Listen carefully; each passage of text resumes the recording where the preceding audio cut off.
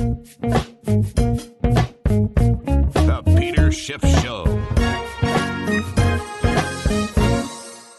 I'd like to thank Keeps for its continued support of the Peter Schiff Show podcast. Keeps makes easy and affordable hair loss treatment for men. To receive your first month of treatment for free, just go to keeps.com/gold. Well, today we ended a volatile week in the stock market on a down note. All four of the major stock market indexes were down. In fact, the Dow Jones ended the day down better than 600 points, 602 points. That's just over 2%. S&P a little bit better, down 1.9%. NASDAQ and small caps, well, NASDAQ down 2%, so just as bad as the Dow. It was the small caps Russell 2000 that only lost 1.5%. And that's probably because you had a lot of these heavily shorted names that are in the Russell 2000 that were among the few winners on the day. In fact, this is the biggest down week the market has had, I think, since October of last year. In fact, we just finished the month of January, and both the Dow and the S&P are down on the month. I think the S&P is down about 1%. The Dow lost about twice that much, down 2%. The Russell 2000 and NASDAQ are still positive on the year. They were down on the week. Everything was down this week, but those two indexes were positive on the year. But there's an old Wall Street saying about the January effect. So goes January, so goes the year. And if that's the case, we're in for a rough year because we had a very rough January. In particular, the hedge funds, because the hedge funds are supposed to do better because they're hedged, right? And in many cases, that means they're both long and short. The problem is a lot of the stocks that the hedge funds are short are the ones that went up the most. In fact, this is the biggest rally in the most heavily shorted stocks that we've ever seen. And so the hedge funds are really hemorrhaging, at least the ones that were short those names, because not only did they lose money on their longs because the market is down, but they lost even more money on their shorts. And they're supposed to make money on their shorts when the market goes down. Instead, they took it into shorts because of a massive short squeeze that put a lot of pressure on their short positions. And the short squeeze continued today. You know, what ended up happening yesterday was, and I did my podcast on Wednesday, and on Thursday, you had Robinhood and some of these other discount online brokerage firms actually suspended trading in a lot of these names, in particular GameStop, but not just GameStop, a lot of other stocks that were part of this short squeeze. And that created a huge backlash because the question is, why was trading halted? There are a lot of people that think that the reason it happened is that the hedge funds put a lot of pressure on the brokerage firms to stop trading in these stocks because it was causing them losses. Because remember, companies like Robinhood, they let you trade for free. Well, there's no such thing as a free lunch. I mean, if you're trading for free, how's Robinhood making any money? Well, the business model for Robinhood is they sell the order flow. So they take the orders that they give their customers for free and they sell them to these hedge funds who make money off of them. In many cases, they're trading against them, and that's how they make money. So they're the big customers because they're the ones that are actually paying the bills. And so maybe some of these big hedge funds called up Robinhood and said, hey, wait a minute, you better shut this down because we could go out of business. And if we go out of business, you're out of business because we're the ones that are paying the bills. We're the ones that are actually paying for the trades. The rest of your customers are getting the trades free. Now, obviously, if that is what happened, that is a very bad for the brand of Robinhood. After all, what did Robinhood do? Well, he took from the rich and gave to the poor. Well, if it turns out they're trying to take from the poor, or not necessarily the poor, but take from the little guy and give to the fat cat, if that's what Robinhood is really all about, well, then the merry men are going to leave. Now, maybe that's not why it happened. And Robinhood, by the way, did reinstitute trading today in those names, and that sparked a rally. Although even though they had announced the prior day that they would resume trading in these stocks, once people started trading, they were informed that there were limits on the size of the position. And in fact, in many cases, people were limited to just one share of stock. That's it. That's all they could buy. So if the stock was $20, you can invest $20. That was your maximum. And it applied to a lot of stocks. I mean, not just these heavily shorted stocks, but a lot of stocks that had absolutely nothing to do with the short squeeze also had this one share limit imposed. I mean, you can sell any number of shares you wanted if you already owned them. And if you own more than a share, I mean, they didn't force you to sell down to a share, but if you wanted to make a new buy, one share was all you can do. Now, again, I don't know why they included so many names in the list. I mean, maybe they're trying to cover their tracks. So, no, we're not just imposing it on these stocks. It's not just GameStop, or AMC, we look, we got General Motors or whatever they were doing. So maybe it was just to cover the tracks, or maybe there was some legitimate reason that they had to do it. I have no idea. But Robinhood claims that its reasons for halting these trades had nothing to do with pressure that was being put on them from the hedge funds who were losing money as these stocks were going up. They said it was for their own financial interest, that somehow all of these orders that they were getting and executing for free were actually causing a financial drain on the company. And for the health of the company, they had to put a stop to these orders. And now you even have politicians that are, coming into this and getting involved. AOC, the leader of the squad, is now saying, oh, no, this just shows that we need more Wall Street regulation. We need more taxes. We need taxes on trading. We need government to look into this. Look, the last thing we need is more government. I mean, government is the problem. The Federal Reserve is the problem. We'd be better off getting rid of the security regulations that we have and have an even freer market when it comes to investing than cracking down even heavier. But I have a feeling that that is ultimately going to be the result of all this. And a lot of people are going to lose money. People were upset, or some people anyway, that I wasn't, coming to the defense of the Reddit guys and the Wall Street bets people for trying to take down these evil hedge funds and trying to get in on these stocks. And why wasn't I siding with the people trying to throw a monkey wrench in the system and take down Wall Street? And look, I understand the sentiment there. I'm talking about it from an investment perspective, and I get it. I think the short squeeze on these stocks was a brilliant move. And I think the people that organized it and got in early, they had a home run. They had a once in a lifetime trade. There were some tremendous profits that were made as a result of this epic short squeeze. But this is not new. I mean, this isn't the first time there's been a short squeeze. I mean, these guys didn't invent it. I mean, there's been short squeezes as long as there's been shorts. And that's part of the risk that you take when you short a stock. I mean, there's no trade that's without risk. I mean, these companies are going bankrupt, and some of these hedge funds, got a little greedy in that they overly shorted these stocks because they thought they were just picking up free money, but they forgot to cover their asses, and they minimize the potential risk of a short squeeze. The only thing that's new about this short squeeze is the way it was organized on the internet in a chat room.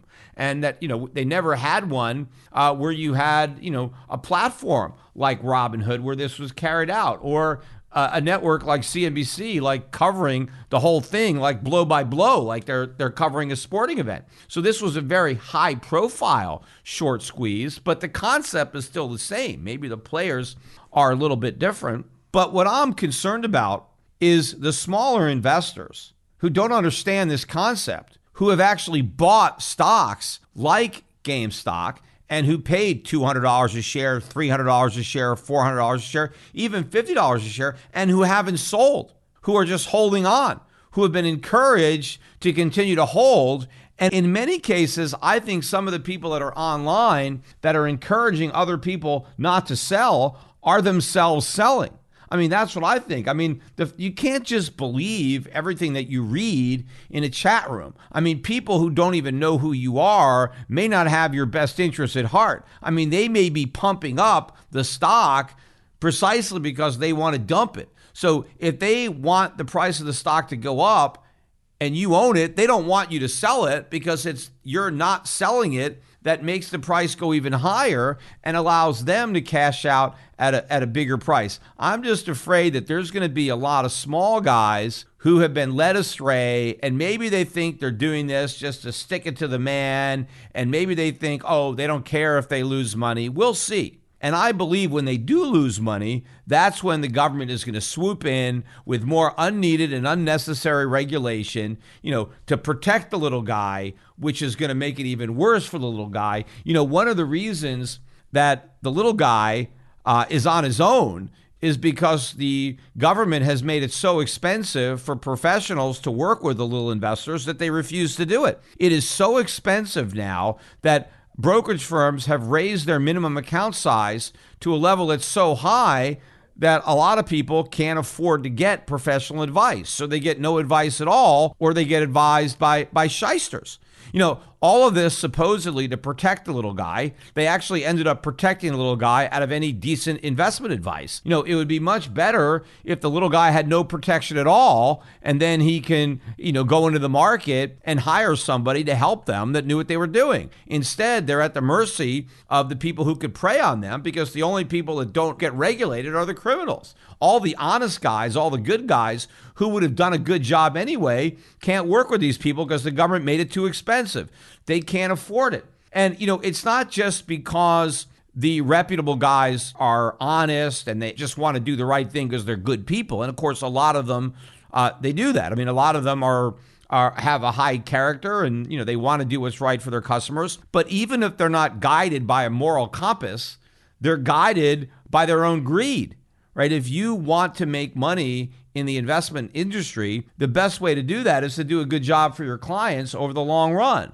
Because if you do that, then you're going to retain your clients. You're going to get referrals. I mean, that's true in any business that you could run. Every entrepreneur wants satisfied customers. Regardless of their motivation, they need to satisfy their customers if they want to make money, which of course they do, which is why they're in business.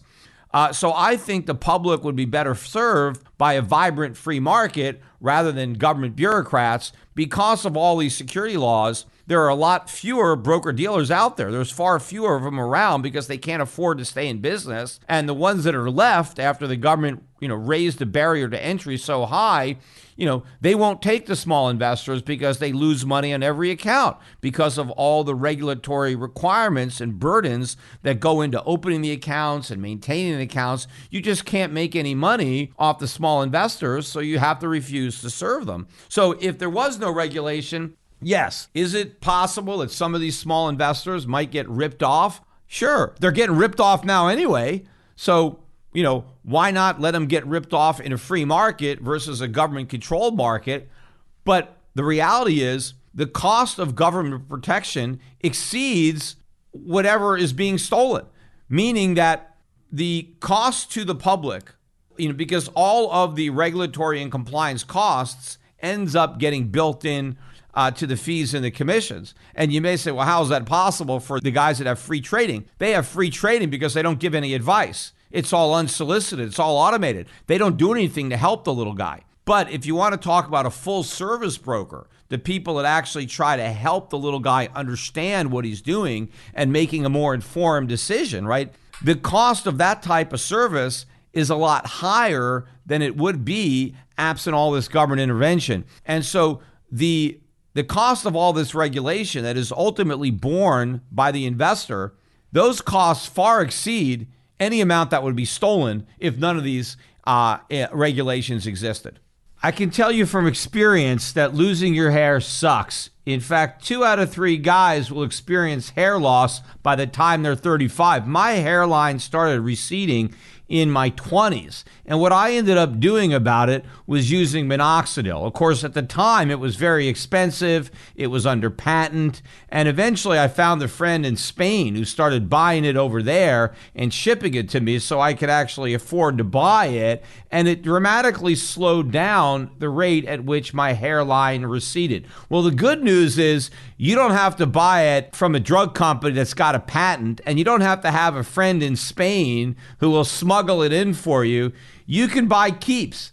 Keeps is affordable, and the sooner you start using Keeps, the more hair you'll save. So act fast. Many men even experience hair regrowth from using Keeps. The best part is you don't even need to go to a doctor's office. All you need to do is to visit the Keeps website from the privacy of your own home. You'll get the medical attention you need and discreet drug delivery from the comfort and the privacy of your own phone. Keeps offers their products at half the cost of your local pharmacy, so you don't have to go broke to avoid going bald. So keep your hair and your money. Keeps treatments start at just $10 a month. So to take action and prevent hair loss, get your first month of treatment for free by going to keeps.com/gold. That's Keeps, KEEPS.com/gold. For your first month of treatment, absolutely free. But more importantly, what I want to talk about today is not these heavily shorted stocks that the guys at Reddit and Wall Street Bets are buying, but I want to talk about what they started buying yesterday and what they continue to buy today. It's almost as if these guys were listening to Wednesday's podcast, which I titled "The Mother of All Short Squeezes Is Yet to Come." And what I was referring to was the short squeeze that I anticipate happening in gold and silver. And sure enough, that's exactly what they focused on Thursday. You go to the Wall Street Beats in the chat room there, and now they've turned their attention on silver in particular. They want to break the banks, JP Morgan in particular, for having short positions in silver and manipulating the silver market. And I read some of the stuff in this chat rooms. Really good stuff. I mean, very informed information when it comes to the state of the market. They hit on many of the same points that I did in my podcast about how much silver has been shorted that doesn't exist. How many people have sold futures contracts where they have committed to deliver silver where they have no silver at all. You know, at least when you short a stock, in theory, you're supposed to borrow the stock before you sell it. So you're selling something that you have because you borrowed it and now you have it to sell. But you can go into the COMEX and you could just sell silver. You don't have to borrow it first. You can just sell as much as you want. You don't have to have any of it. And the reason you can keep selling all this silver that you don't have is because you know that the guy that's buying it from you doesn't actually want it. He's not going to ask for the real silver. He's just going to close out the contract for cash or maybe roll it over into another month. But they pointed out, hey, what if you take a futures contract and take delivery? Now the short is stuck because, you know, unlike GameStop, they can issue new shares. They can't magically create new physical silver to be bought by the shorts to deliver. So they pointed this out, but their argument was, look, let's buy the physical. They recommended buying SLV, which is a silver ETF. They also recommended buying physical silver, coins and bars. They listed a number of dealers that they recommended. Unfortunately, nobody mentioned Shift Gold. That would have been nice if they had included Shift Gold in there. They included several of our competitors, though, but they didn't include us. But they talked about buying physical silver. And they also focused on one silver stock in particular. First Majestic, AG was the symbol. The stock actually gapped up by 40% yesterday morning. Had another big gap up again this morning. In both cases, the stock closed quite a bit lower than it opened. You know, one of the problems with a lot of these guys who are trading off these chat rooms is they're not that sophisticated. They just put in market orders, and you're just going to get eaten for lunch if that's how you buy. You know, when a lot of these small orders come in all at once or they bid up the market in the evening session, they gap these stocks up, the sellers a step back, and you have all these unsophisticated guys just rushing in with market orders, and they just fight, they bid one another against one another, and the price goes way up, and people made a lot of money. I think what some of the more sophisticated people did is they immediately sold the First Majestic shares they had and maybe traded into some other silver stocks that didn't move up as much because they weren't the subject of the hype, but maybe they were obviously better valuations. And so they did that. Some people just might have taken advantage of the spike to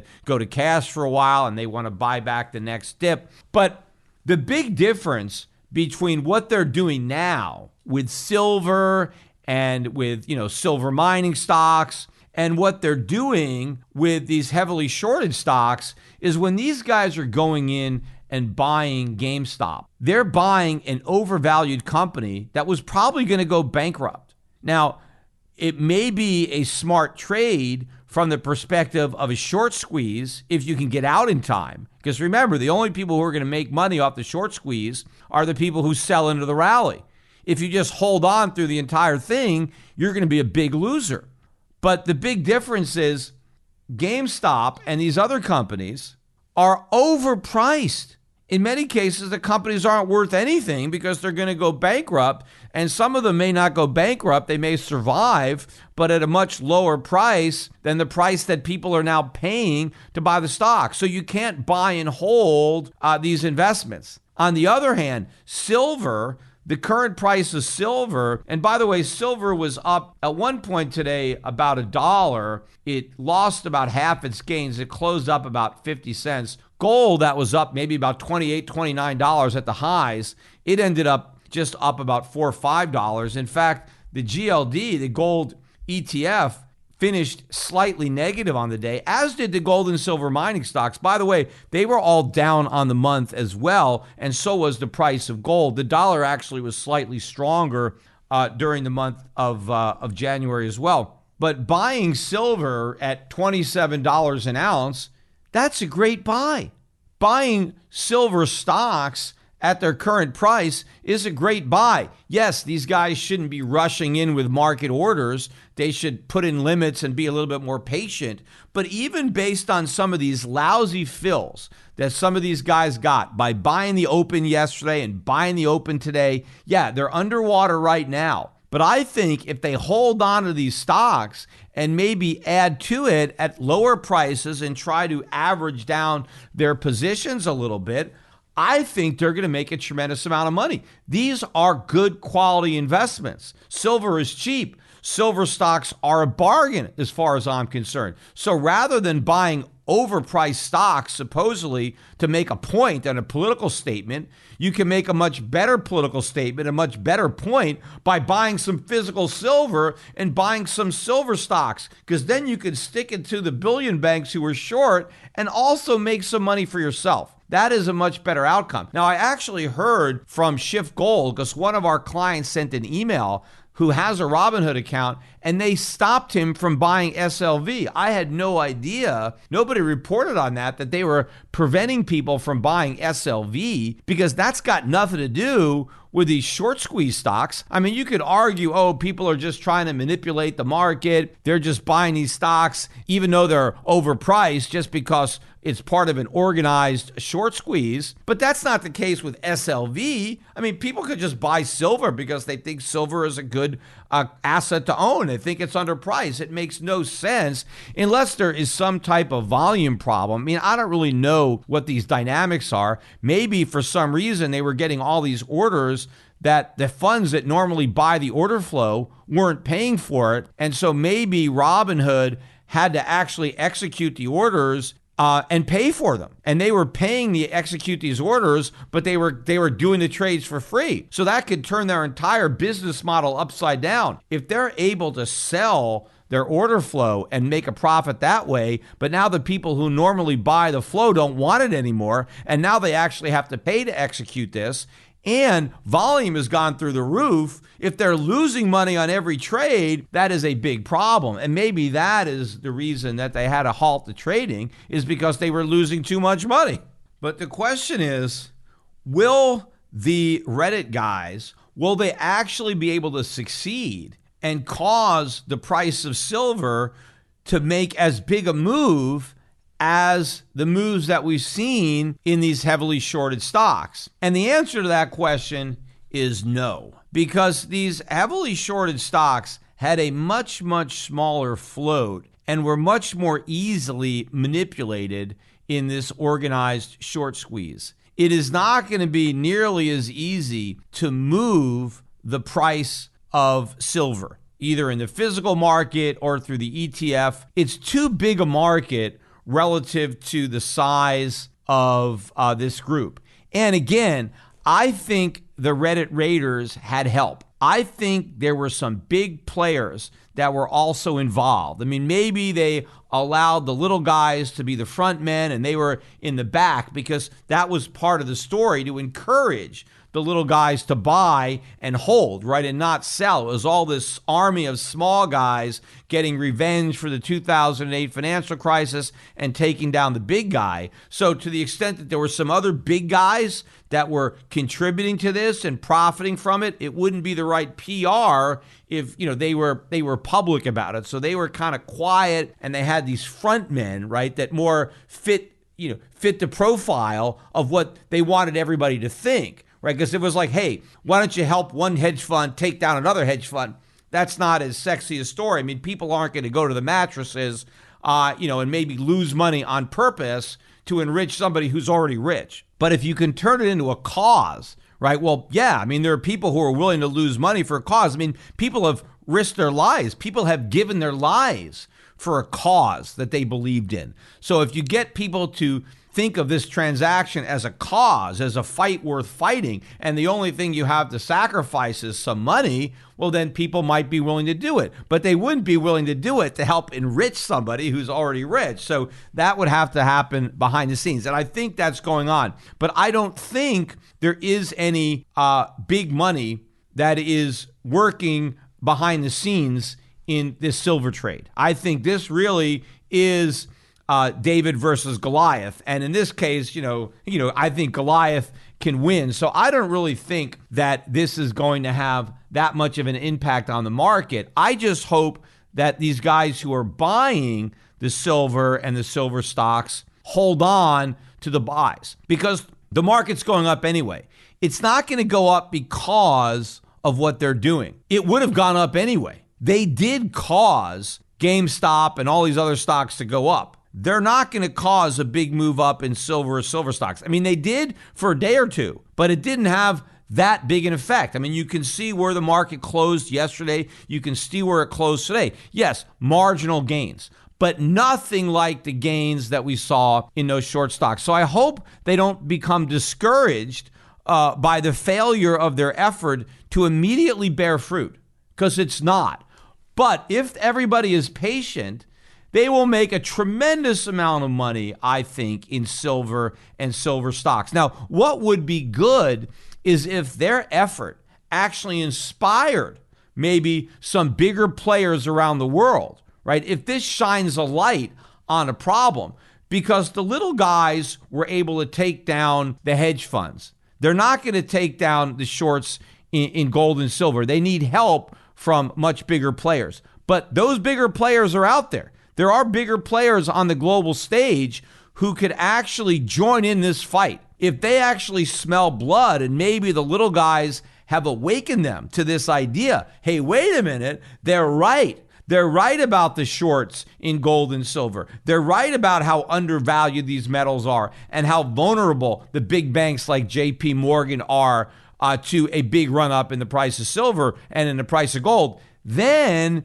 it might actually happen. I mean, they could be the spark that ignites a much, much bigger fire. And in that case, maybe their efforts would be successful. But left to their own devices, this fight is too big. They won't be able to have the same success that they had with these heavily shorted stocks. But they will be more successful in that they'll make money. Yes, some of the people that got in on this short squeeze and who have already sold made a ton of money. But the vast majority of people buying into this are going to lose money. That won't be the case for the people buying physical silver. So long as they don't panic and sell right away because they didn't get an immediate gain, if they hold on to these investments and in fact use this as the beginning of an accumulation, right? If they start to buy more silver and more silver stocks, build up a portfolio, right? Because a lot of the stuff that's being written in these chat rooms now, there's a lot of good,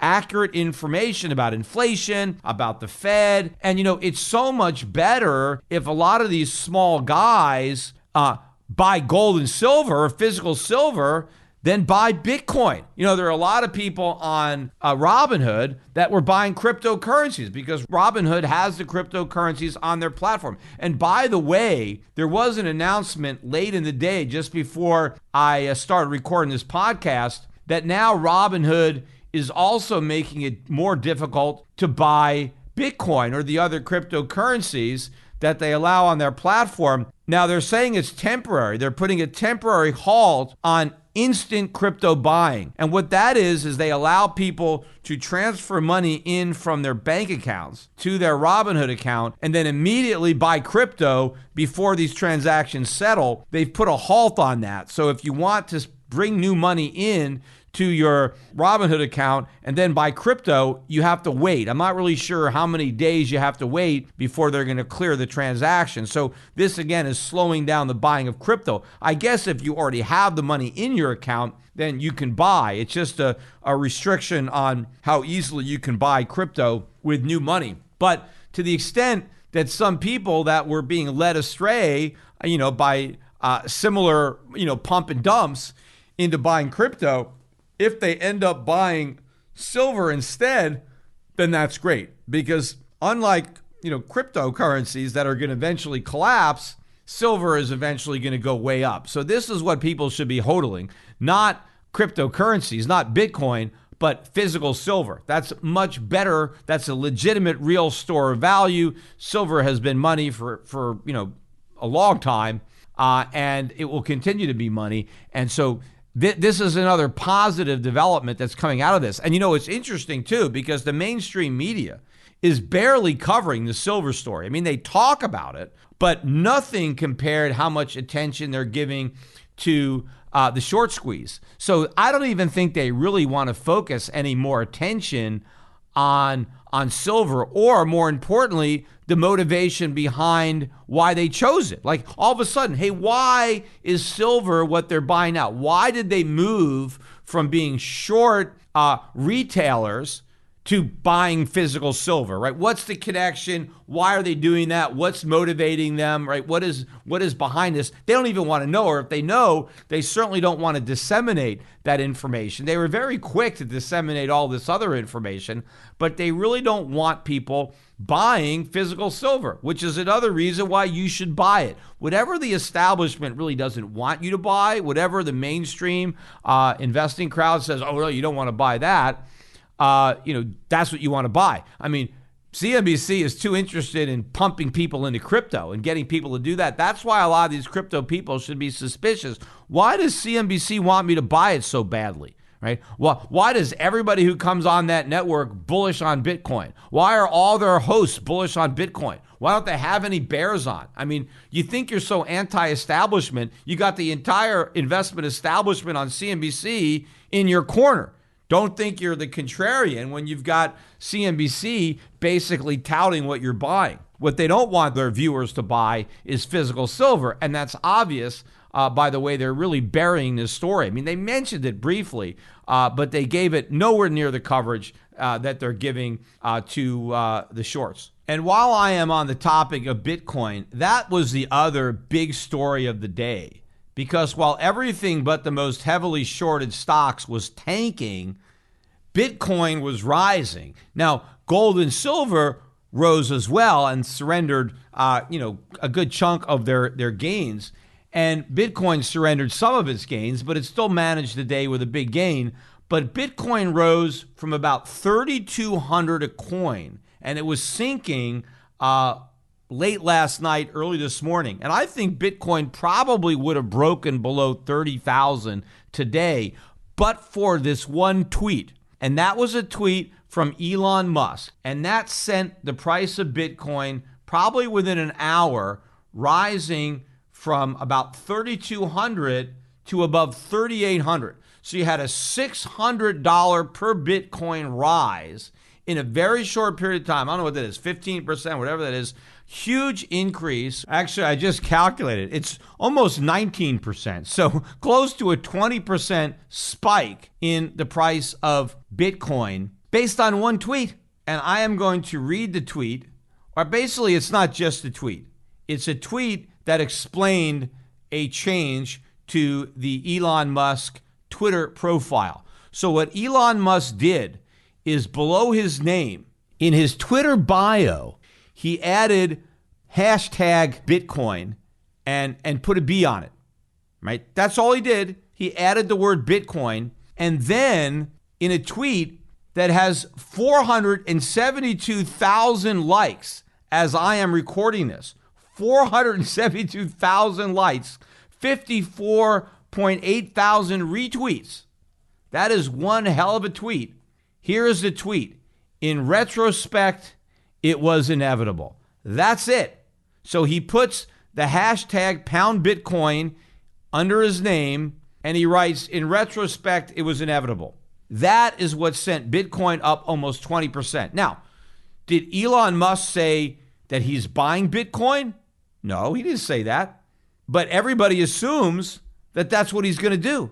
They assume that maybe he's going to start buying Bitcoin for Tesla or for SpaceX or whatever. But Elon Musk didn't say anything of the kind. He simply added the word Bitcoin to his description and said it was inevitable. What was inevitable? Maybe it was inevitable that he would put a Bitcoin up there because Bitcoin is popular. Look, Elon Musk enjoys being on Twitter.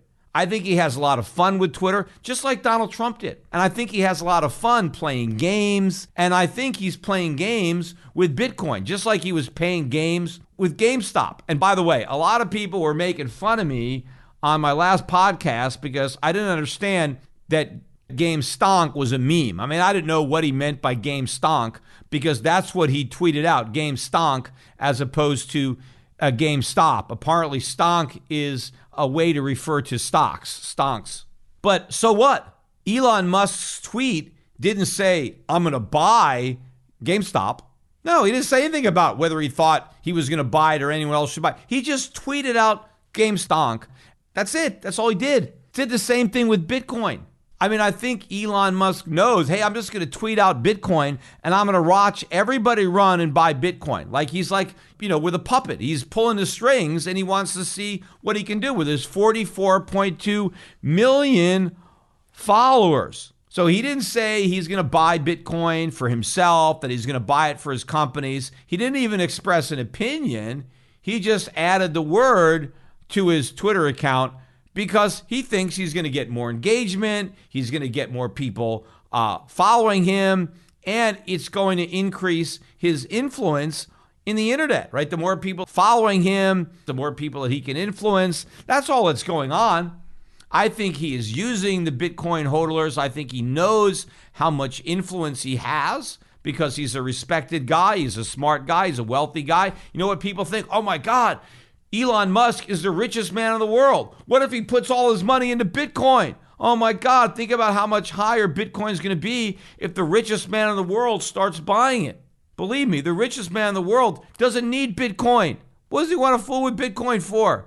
And people probably think, oh, and if Elon Musk, the richest man, starts buying Bitcoin, well, all the other billionaires are going to buy it too. They're all going to copy Elon Musk and they're going to buy Bitcoin. None of this is going to happen. This is all pie in the sky nonsense. The Bitcoin rally and the GameStop rally, it's all the same thing. It's all the same dynamic. In fact, I think that the Bitcoin experience really is what set the stage for this. I mean, the fact that worthless cryptocurrencies, or digital tokens could rally, hey, anything goes. If people will buy Bitcoin, hell, they'll buy anything. I mean, I think that was really the inspiration and the motivation. I wrote a commentary out today, and I don't know, I haven't seen anybody else making this comparison, but it really reminded me of the Mel Brooks play, which is also a movie, The Producers. And if you haven't actually seen this movie, I would recommend that you watch it. It is very funny.